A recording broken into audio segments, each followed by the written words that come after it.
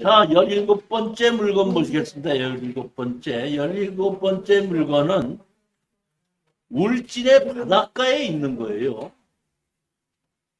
울진의 바닷가에 있는데 이것도 토지 건물 일괄 매각입니다. 이것도 바닷가에 있기 때문에 제가 보기에는 한 번 떨어졌을 때의 가격으로 낙찰 받으면 조금 마진이 생길 수가 있어 놓고 제가 이 현장을 갔었거든요. 갔어도 좋아가지고 추천을 했어갖고 우리 부산에 있는 분이 입찰에 들어갔는데 다른 사람이 질러 써가지고 떨어지고 마는 거거든요. 그럼 질러 써놓고 또 미납을 했어. 난 이게 그 이유가 뭐예요? 소비가 안 나오는 매출이 안 대출이 안 나오던 대출이 안 되는 것이 아니고 많이 썼으니까. 자 보십시오. 이게 제가 현장 가서 봤기 때문에 제가 설명을 드리는 겁니다. 네. 그러니까 법률상으로는 아무 문제가 없는 겁니다. 네. 자 없는데 무슨 문제가 있느냐? 자 보십시오. 이렇게 집이 되어 있는 거거든요. 그러니까 여기에 통로가 있고 여기에 통로가 있고 여기에 이렇게 집이 있는 겁니다. 그런데 여기 옆에 통로가 있죠. 네. 옆에 통로가 있어 여기다가 집을 지었는데 이 집은 여기 앞에 시야가 가리죠. 네. 그러다 보니까 이게 2층으로 아주 집을 깨끗하게 잘 지었어요. 여기가. 그래서 바다로 바라볼 수 있는 조망권을 만드는 집이 이 집이에요. 이거는 옛날 집이거든요. 그런데 자 보시게끔 되면은 요 땅인데 요 집이 2층으로 새로 지은 집입니다. 네.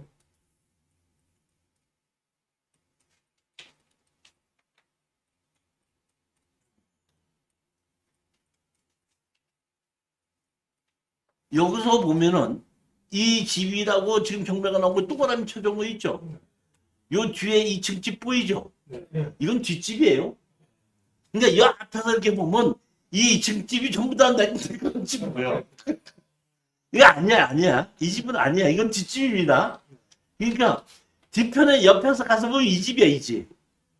이 집인데 현관 있는 데만 이렇게 앞에 샷시를 이렇게 바꾸는 거야. 이게 옛날 집이라는 얘기예요. 그래갖고 여기 입구 이렇게 있는 거거든요. 무슨 얘기인지 이해가 가셨죠? 네.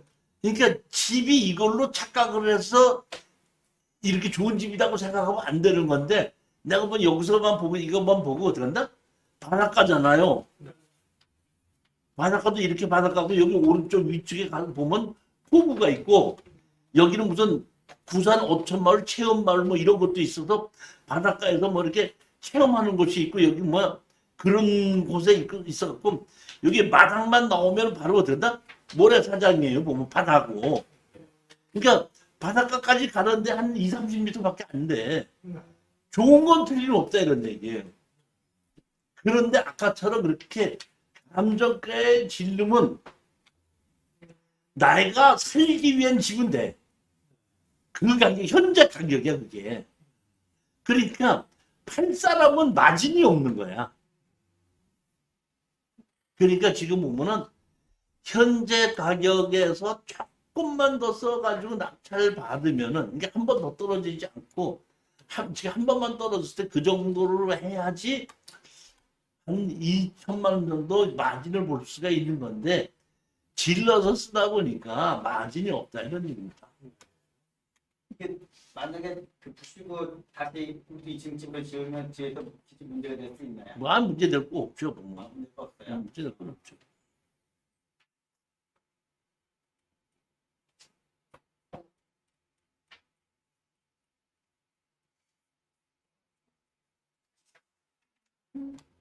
열여덟 번째 물건입니다. 경상북도 청도의 토지 건물 전체 매각이죠.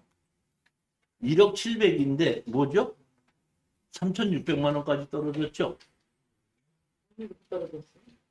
자, 이거는 토지 건물은 아무 문제가 없죠.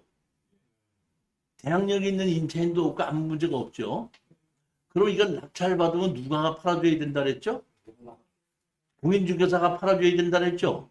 근데 내가 보면 이거 그냥 가지고 가서 공인중개사 팔아달라는 공인중개사가 나 이거 못 팝니다 하는 물건이에요.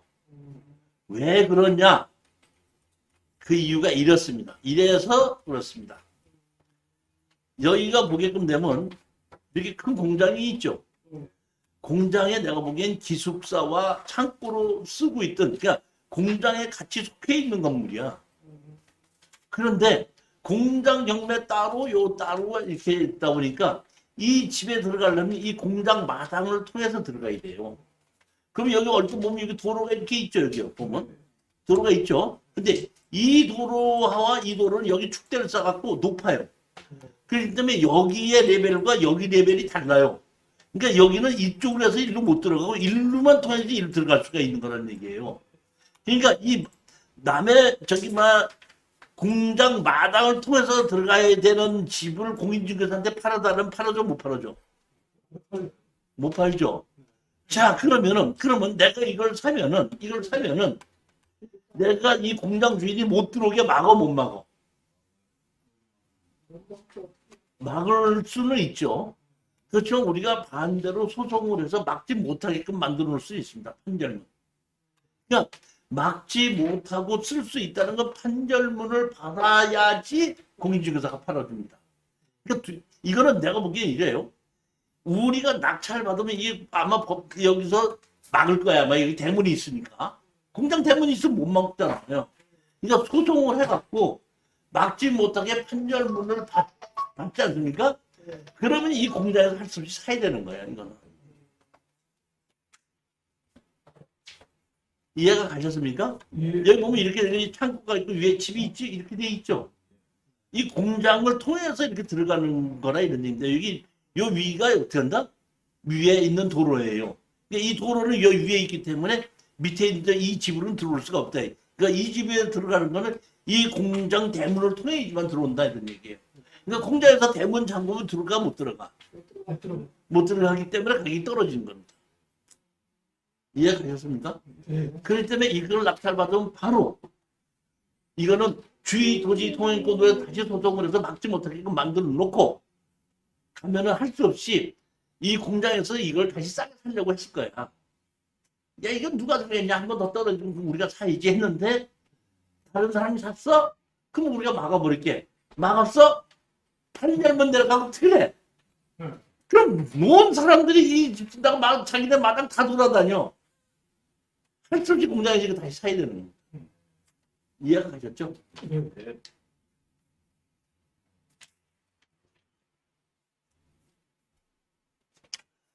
19번째 물건입니다. 경상남도 고성에 4차선 대로변 옆에 주택이 있고 점포가 있는데 여기에 어떤 사람이 살고 있다가 관리를 하고 있다가 그분이 돌아가시면서 상속을 했기 때문에 이 집에 현재에 거주하는 사람이 없습니다. 관리자가 없다는 겁니다. 무슨 얘기인지 이해가셨죠? 그러다 보니까 이 집이 어떤다? 경매로 나왔다고 하더라도 상속자 누구도 이 집에 대해서 미련이 없어요. 그래도 이것이 경매로 나온 거기 때문에 이것은 제가 보기에는 문제는 취하가 된다든지 건물 주인이 다시 샀는지 전혀 그런 건 없습니다. 낙찰을 받아서 거기에 거주자가 없기 때문에 세간 살림살이나 이런 것만 싹 다 치우게끔 해가지고 정리를 다시 해서 팔으면 아무 문제 없다는 얘기입니다. 여기 보면 접도구역이라고 돼 있죠, 여기요? 접도구역이 뭐냐면은 접도구역에는 건물을 못 짓게 하는 게 접도구역인데 이미 건물을 다 지어놨기 때문에 접도구역이라고 해도 이 땅에서는 문제될 게 한 개도 없는 거예요. 만약에 건물을 안 짓는 맨 땅에 있는 것을 내가 샀는데 접도구역이라면 접도구역을 띄어서 지어야 되는데 이미 접도구역으로 만들기 전에 이미 집이 다 지어져 있다는 얘기거든요. 그러니까 집이 지어져 있는 거는 허물지는 못해야 된다 이런 얘기이기 때문에 이거는 낙찰을 받아서 현재 있는 집을 여기 뒷집이 있죠 이렇게 그 다음에 길 옆에 이런 창고 같은 것이 있죠 상가 두 개를 싹 다 정리하게끔 되면은 다시 감정가 정도 또는 조금 싸게 감정가보다 조금 싸게 팔릴 수 있을 물건으로 보고 제가 추천한 겁니다.